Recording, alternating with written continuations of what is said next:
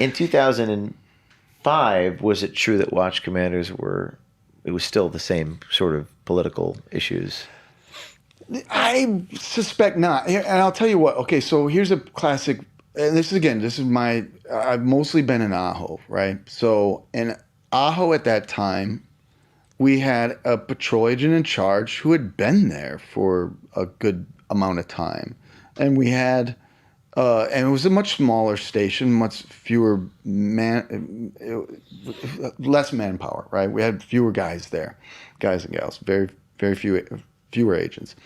But since then, that station has become like a training ground for patrol agents in charge. So the patrol agent in charge, they've had now, or at least in the time that I was there, I want to say from 2005 to 2025, somewhere around 20 plus people acting as patrol agent in charge, So, and I think the patrol agent in charge when I was first there, he was there for several years. But after that, these guys come and go. Well, and then they all promote. Even the guy that I made the allegations, the patrol agent in charge, when I made the allegations, hey, this is happening. And I said, we're violating these court orders. And it's clear as day that we're violating these court orders. They're making us do it. Da, da, da, da. That guy promoted. He's moved up afterwards, and they under his command, under his watch, they lied about me and they gave me this gag order against my rights. OSC agreed. Border Patrol had to relent. They still promote him. This is like a training ground for their chosen, presumably. I mean, that's one can kind of draw that conclusion. But 20 patrol agents in charge come into a station that's a hard to fill spot. The morale's low. I need somebody to come in there and own that station as an agent, that loves the guys, that is willing, again, the grit, to put in the work for the station. Don't come in and say, this is my station now, shut up and do what you're told. No. I got granddaughters that grew up in this town. I got my kids went to school at this K through 12. Yeah, my kids went to school at this K through 12. I got a granddaughter here. You know what I mean? I moved my family out here for the long haul. And now you're going to come in and tell me and the guys who I've worked with for all these years, ran through these deserts, and treated people with respect. Now you're going to come here. You're here for, 6 months and tell me I got to treat people like crap because this is your station?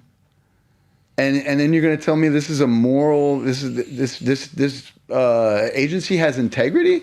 And now you're going to, and when I report you for making us do this, you're going to investigate me for it. And then you promote, I mean, I think that's... are these people... You're talking about treat people like crap, like the illegal immigrants? Yeah, treating the illegal aliens like crap, making us do it. But I think that's essentially the problem. You got people coming in, you've got this chain of command that's broken. And I was just talking to a friend about it, really good guy that I trust, and we were talking about kind of like some of the issues. We're talking about what's wrong. Why do agents not care anymore? And like even in my position, why couldn't I drum up more support? Why couldn't I bring more whistleblowers to you? Why couldn't I bring more whistleblowers to OSC?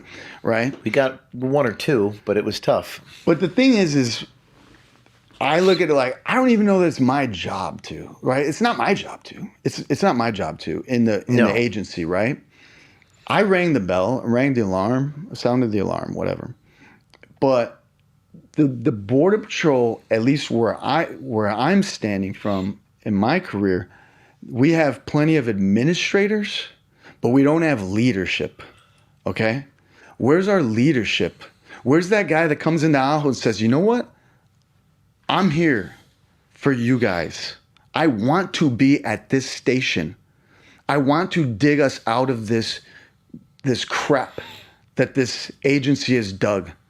I want to be here and I want to support you guys, and I'm not going anywhere.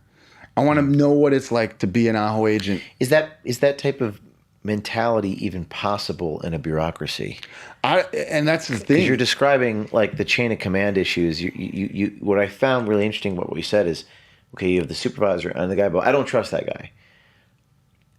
Is that true of all bureaucracy right now, or is it unique to the Border Patrol? Right. Yep. I don't know if this is a Border Patrol issue or just a human nature issue in regards to bureaucracy. I don't know if you have any insight into that. Right. Now that's okay. Now that's something I completely agree with you. That could be, Brent, you could push that out further, like culturally speaking, like some of the issues that the Border Patrol has, that our bureaucracy has. Is it cultural problems that drive some of the stuff, right? You can do that. But I got to look from my standpoint with the Border Patrol. I don't know what led to the problems we had. I can't just sit there and say, well, it was management, it was this, it was that. What I can do as an agent is say, this is going on. I need somebody to come in and look at it. And that's what I did. And they didn't. And then I have my, you know what I mean? Like I can have my opinions, which is kind of what we're talking about, some opinions. I could say, hey, it's my opinion. We need a patrol agent in charge that cares. The culture of the Border Patrol needs to change, stuff like that, right? But factually, I can definitely tell you there are some things that happened down there that were wrong. And I pointed it out, and I begged Office of Special Counsel to send investigators in, and they didn't. Instead, they investigated me.